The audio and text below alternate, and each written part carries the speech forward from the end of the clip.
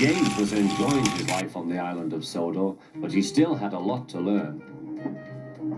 "You're a special mixed traffic engine," said the Fat Controller. "You can pull coaches or trucks quite easily, but you must learn by your mistakes." James knew what the Fat Controller meant.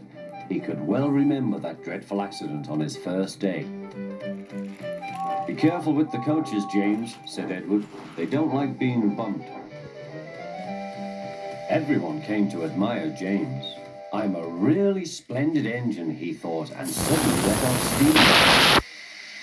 A shower of water fell on the Fat Controller's nice new top hat. Just then the guard blew his whistle, and James thought they had better go. Go on," he puffed to Edward. Don't push," replied Edward. The coaches were grumbling too. "Don't go so fast, don't go so fast." But James didn't listen. When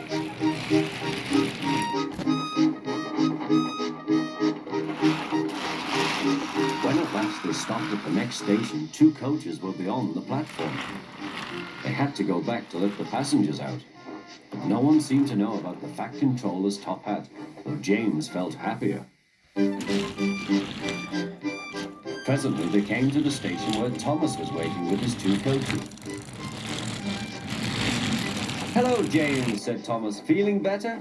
"That's right."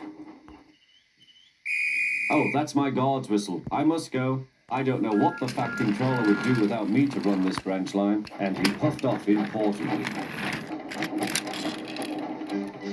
Edward and James passed the field where James had had his accident. The fence was mended and the cows were back again.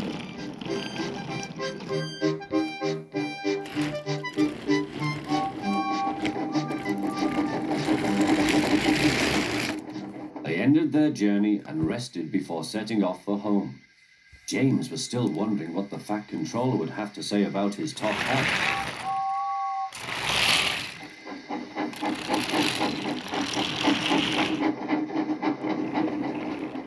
Next morning, the Fat Controller spoke severely to him. "If you can't behave, I shall take away your red coat and have you painted blue."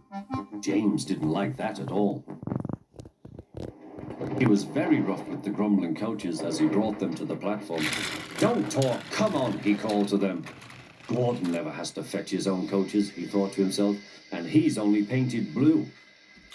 To make James even more cross, this time no one came near him. "I'll show them," he thought. "They think Gordon's the only one who can pull coaches."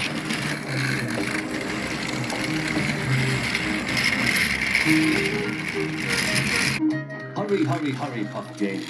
"You're going too fast, replied the coaches. James laughed and tried to go faster, but the coaches wouldn't let him. "We're going to stop," they said. "We're going to stop."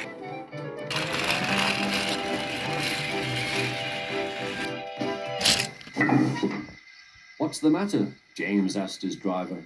"The brakes are hard on. Leak in the pipe, most likely. You've banged the coaches enough to make a leak in anything." "How shall we mend it?" said the guard.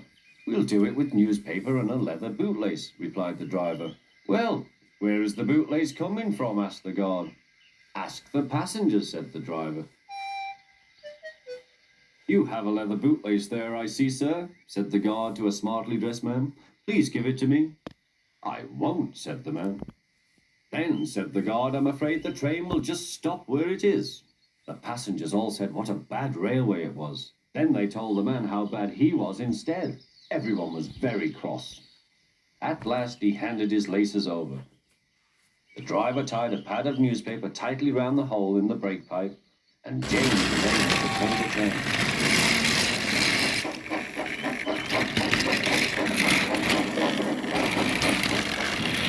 But he was a sadder and wiser James, and took care never to bump coaches again.